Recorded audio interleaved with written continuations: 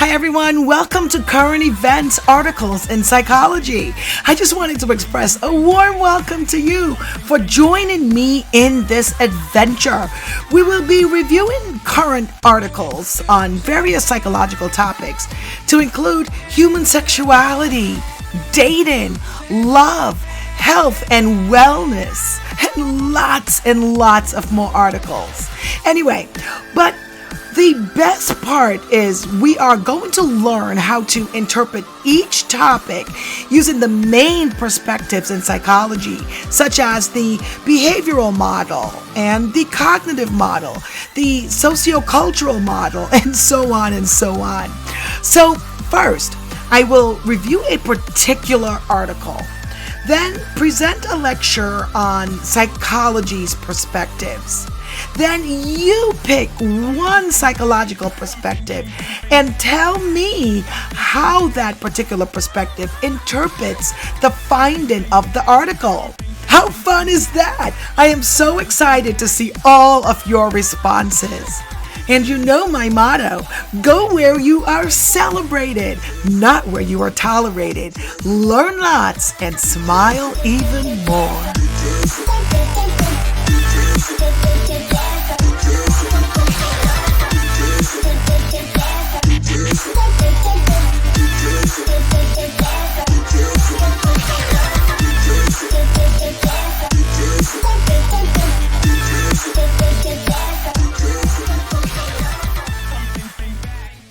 So today's article is entitled, Here's What the Perfect Girlfriend Looks Like in Every U.S. State. AI reimagines the ideal woman based on a survey of 2,000 men. So what does it say about where you live? A survey of 2,000 men revealed the ideal girlfriends based on each state. The results showed that the average girlfriend had shoulder length, middle parted, light brown hair, blue eyes, a natural makeup look, and a streetwear style. Okay, let's begin. This is by Stacy Liberatore from Daily Mail. And it states, most men know that their perfect girlfriend should look like, but physical traits and personality preferences are usually different depending on where you live. So I'm going to review a few of these states, and the first state is Alabama. Now, don't forget, let me know if you think this is accurate. In Alabama, the hair length is shoulder length. They prefer the hair color black, the eye color brown, the hair type wavy with no bangs and a side part, and also minimal to no makeup. Personality style should be streetwear like graphic tees and sneakers. Okay, now in Arizona, we have the length of hair, shoulder length, light brown, blue eyes, wavy hair type, and a part down the middle with natural looking makeup and streetwear. Oh my goodness, is that a trend? Okay, what about California? We have shoulder length hair, light brown in color, brown eyes, and also no bangs with a middle part, natural makeup, and a bohemian style like flowy dresses and patterns. There seems to be a pattern here in regards to the hairstyle with a middle part. Okay, what about Connecticut? Again, hair length, shoulder length, dark blonde with green eyes, a side part yet again, minimal to no makeup, a punk or alternative personal style like wearing leather and studs, and minimal jewelry. Okay, let's move on to Delaware. Shoulder length hair, medium brown, brown eyes, middle part. There's that trend, middle part. Natural makeup, a sporty look with a little bit of jewelry, not too much. Florida likes long hair. Finally, here we go. Florida likes long hair, black in color, brown eyes, There goes that middle part down in regards to hairstyle. Natural makeup with a bohemian personal dress style. Okay, Georgia, let's see. Hair length, shoulder, color black, the blue eyes, part down the middle, yet again, bohemian style like flowy dresses and so forth. Hawaii, hair length long, dark black, brown eyes, wavy hair type, and wouldn't you know it, hair part down the middle. Okay, bohemian style yet again. What do you guys think in regards to this article? I'm going to put the link below. Again, here's what the perfect girlfriend looks like in every U.S. state. Okay, enough of this. Now, following this article, you will hear my lecture on psychological perspectives in abnormal psychology. And I want you to listen to it and tell me what you think. Is there some psychological reason why most men prefer ladies with their hair parted down the middle? I don't know. You tell me. In this lecture, we will review the different perspectives on abnormal behavior. Those in the field of abnormal psychology study people's emotional, cognitive, and/or behavioral problems. Abnormal behavior may be defined as behavior that is disturbing, which is socially unacceptable, distressing, maladaptive, which is self-defeating, and often the result of distorted thoughts, which are cognitions. There are a number of different perspectives used in abnormal psychology. While some psychologists or psychiatrists may focus on a single viewpoint, many mental health professionals use elements from multiple areas in order to better understand and treat psychological disorders. Let us first begin with the medical perspectives. This approach to abnormal psychology focuses on the biological causes of mental illness, emphasizing understanding the underlying cause of disorders, which might include genetic inheritance, related physical illnesses, infections, and chemical imbalances. Medical treatments are often pharmaceutical in nature, although medication is often used in conjunction with some type of psychotherapy.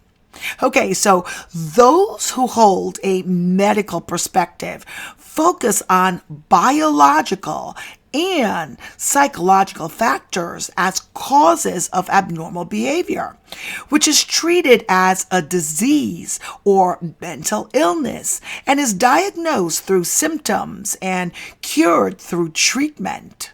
Hospitalization and drugs are often preferred methods of treatment rather than psychological investigation.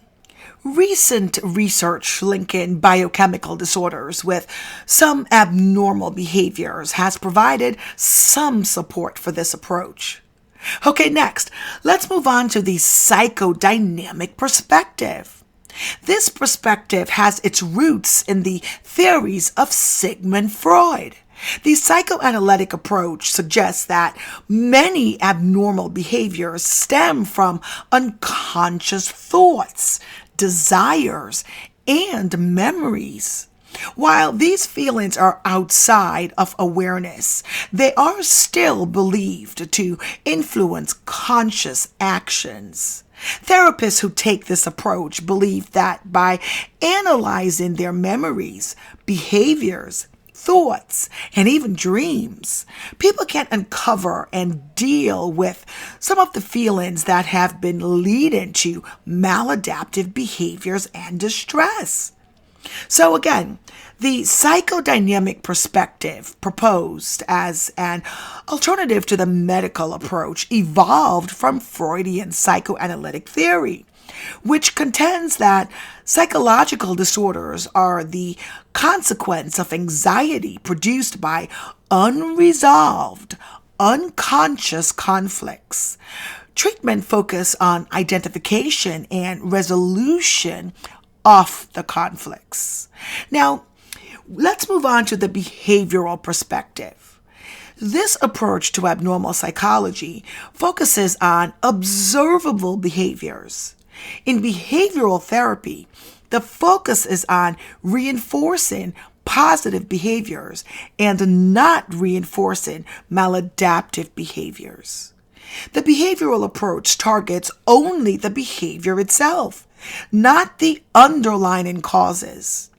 When dealing with abnormal behavior, a behavioral therapist might utilize strategies such as classical conditioning and operant conditioning to help eliminate unwanted behaviors and teach new desired behaviors.